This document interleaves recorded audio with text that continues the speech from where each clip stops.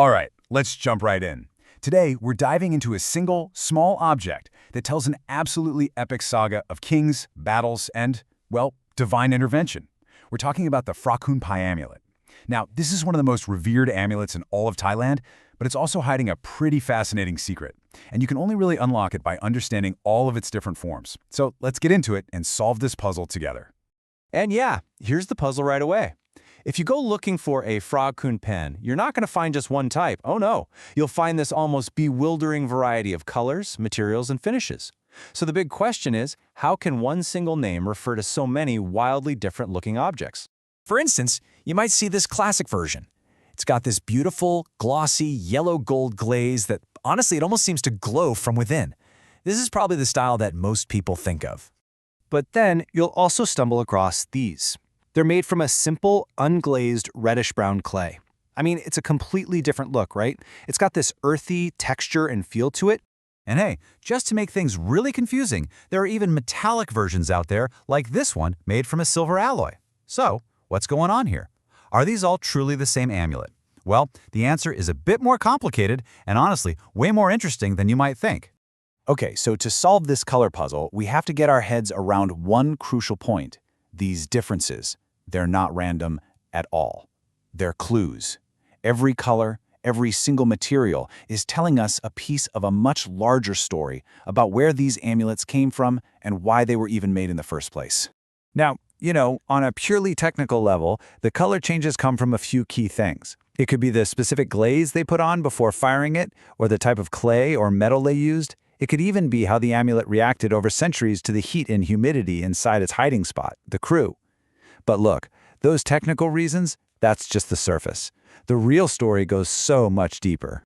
And that story, it takes us all the way back to the 16th century, to a single moment that would literally define a kingdom. The origin of the most famous Phra Khun Phaen actually begins with a legendary battle and a king's white-hot rage. So, it's 1592. King Naresuan of Ayutthaya pulls off this monumental victory against the invading Burmese army. He defeats their crown prince in a dramatic one-on-one duel on top of war elephants. An incredible moment. But when he gets back, he isn't celebrating. Not at all. He is absolutely furious. See, his generals hadn't kept up with him and they left him surrounded and in mortal danger. So in his rage, he orders their execution. But right at that moment, just as they were about to be killed, a highly respected monk, Somdet Phra Wanrat, steps in. And this is where the story takes such a fascinating turn. The monk didn't just beg for mercy. No, he was much smarter than that. He completely reframed the whole event. He compared the king's lonely, heroic fight to the Buddha's own epic struggle against the demon Mara right before he achieved enlightenment. And just like that, this victory wasn't just a military win anymore. It was elevated to something of almost divine significance.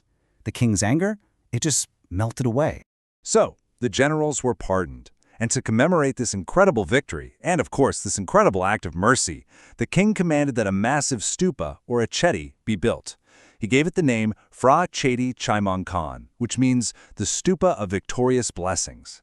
But the king wasn't just going to build an empty monument. He wanted to place something truly sacred inside of it. And this is where we get to see some technology that was seriously advanced for the 16th century.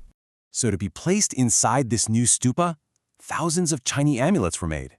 First, they were molded from this fine white clay. But then they did something pretty extraordinary. They applied a liquid glaze to the surface before firing them at super high temperatures, kind of like how you'd make high-end ceramics today. This technique, which they probably learned from Chinese artisans, was incredibly sophisticated for the time, and it's a huge reason these amulets survived for centuries. But wait a minute, this brings us to another piece of the puzzle, doesn't it?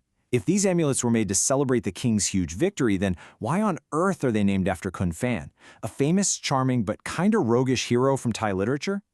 Well, here's the thing. Its original name was actually Phra Chedi Chai Mongkol, which ties it directly to the stupa itself. The name we all know today, Phra Khun Phaen, was actually just a nickname that came along much, much later. So why that nickname? Well, here's how it happened. Before these fancy glazed amulets were ever discovered, there was another type of unglazed clay amulet from a place called Ban Kreng that was already super famous. And those were renowned for giving the wearer charm and appeal. You know, the exact qualities associated with the literary hero Khun Phaen. So when these newer, similar-looking amulets were finally found, collectors they just applied the popular nickname to them too. And it stuck.